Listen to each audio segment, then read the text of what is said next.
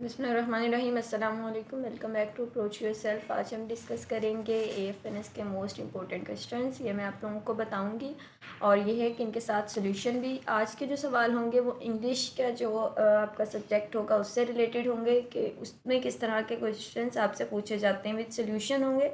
तो आपने इस वीडियो को स्किप नहीं करना। इसके साथ अगर अभी तक इस चैनल को सब्सक्राइब नहीं किया तो प्लीज़ कर लें, ताकि आने वाली हर न्यू जॉब और हर न्यू इन्फॉर्मेटिव वीडियो, हर न्यू एक्सपीरियंस की जो है वो वीडियो आप तक पहुंच सके और आप वहां से देखकर उसके लिए जॉब के रिप्लाई भी कर सकें और टेस्ट की तैयारी भी कर सकें। इससे पहले भी मैंने कुछ एक्सपीरियंस अपलोड किए हैं, आलमोस्ट वो 15 to 17 होंगे, ठीक है। तो वो प्रीवियस ईयर के थे, इस साल के भी इंशाल्लाह मैं करूँगी। तो आपने साथ साथ जो है ना उसको देखते रहना है, ताकि आपको आइडिया होता रहे किस तरह के क्वेश्चंस आते हैं और फिर आप वहाँ से देखकर तैयारी कर सकें।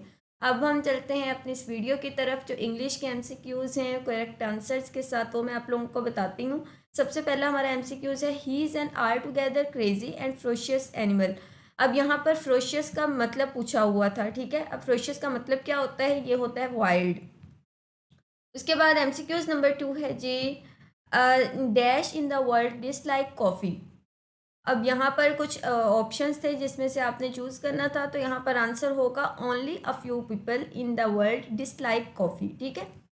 अब उसके बाद नेक्स्ट है, the small girl walk dash the end of the street. तो यहाँ पर प्रेपोजिशन बताना है। आप लोगों ने प्रेपोजिशंस अच्छी तरह से करने हैं, क्योंकि बहुत ज़्यादा प्रेपोजिशंस भी पूछे जाते हैं। तो यहाँ पर जो है वो आपने बताना होगा कि the small girl walk to the end of the street, ठीक है। उसके बाद है, the police are going to clamp down on drug dealers. अब ये एक सेंटेंस है, तो इसका मतलब आपने बताना है। तो इसका मतलब होगा टेक स्ट्रॉन्ग एक्शन अगेंस्ट, ठीक है। उसके बाद नेक्स्ट पूछा हुआ है, brevity is a symbol of wit. तो इसका सिनोनियम क्या होगा, वो होगा सक्सेसनेस। उसके बाद नेक्स्ट है, I am writing in pencil so I can rub dash my mistakes. Correct answer है off. I am writing in pencil so I can rub off my mistakes.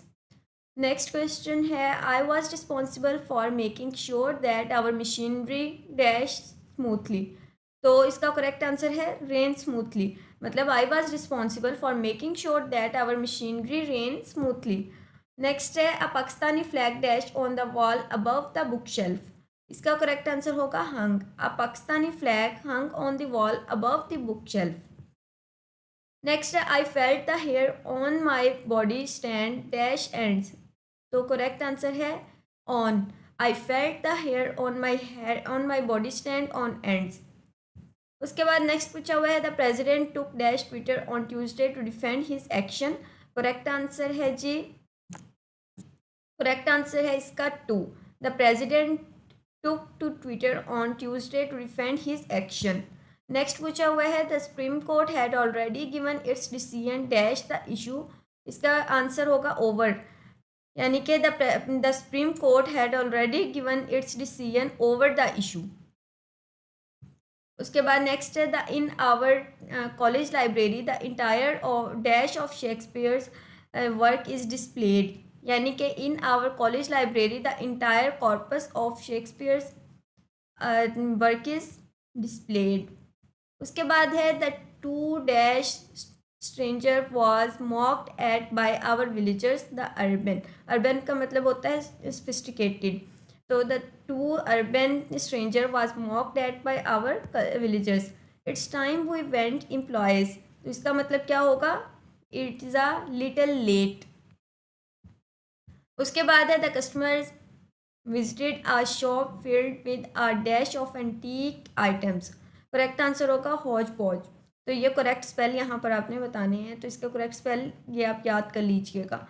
उसके बाद है जी, the dash the carrots into small cubes. Correct answer है जी dice. Dice the carrots into small cubes.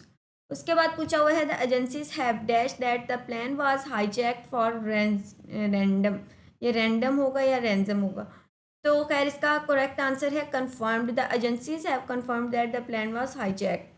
उसके बाद है, soon they got board. Underline word soon is. तो सून क्या है, ये पार्ट ऑफ स्पीच आपने बताना है। तो सून है एडवर्ब, ठीक है। उसके बाद है, mister John is a dash figure in the political scandal. Correct answer होगा इसका कॉन्स्पिशियस, करेक्ट स्पेलिंग कॉन्स्पिशियस। उसके बाद है the sunglasses are worn by people to dash their eyes from the harmful radiations of the sun. इसका correct answer है protect, यानी sunglasses are worn by people to protect their eyes from the harmful radiations of the sun. The waiter was given dash for service. अब waiter क्या था? Waiter was given tip for service. उसके बाद next है जी a great sudden misfortune is catastrophe. The perjure means to deceive by lying under oath. ठीक है, उसके बाद है जी इमैकुलेट का मतलब बताना है, सॉरी इमैकुलेट का आपने एंटोनियम बताना है, तो इसका एंटोनियम होगा सुलिट। एंटोनियम्स एनोनियम्स भी काफ़ी ज़्यादा पूछे जाते हैं, तो इनको भी आप जितने ज़्यादा हो सकते हैं कर लीजिएगा प्रिपेयर। इसके साथ अगर आपने अभी तक व्हाट्सएप चैनल को फॉलो नहीं किया तो प्लीज़ उसको भी फॉलो कर लीजिएगा, ताकि इन्फॉर्मेटिव वीडियोस का लिंक मैं वहाँ पर आपको शेयर कर सकूँ और इम्पोर्टेंट MCQs भी। नेक्स्ट है करेक्ट स्पेलिंग बताएं, तो रिमाइंसेंस की करेक्ट स्पेलिंग ये वाले होंगे। उसके बाद है her sobs could be heard in the still of night. Word in caps is, तो ये वर्ड होगा caps is noun.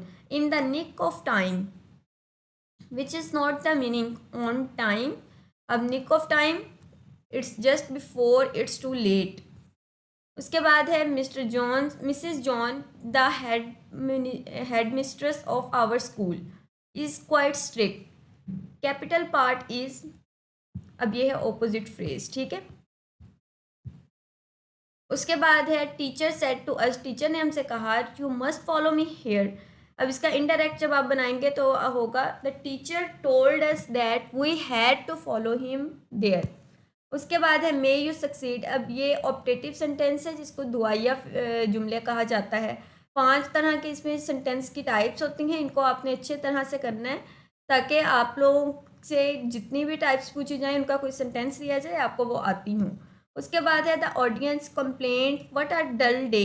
Indirect the audience complained that it was a dull day, ठीक है। उसके बाद है gee turn that music down it's too loud.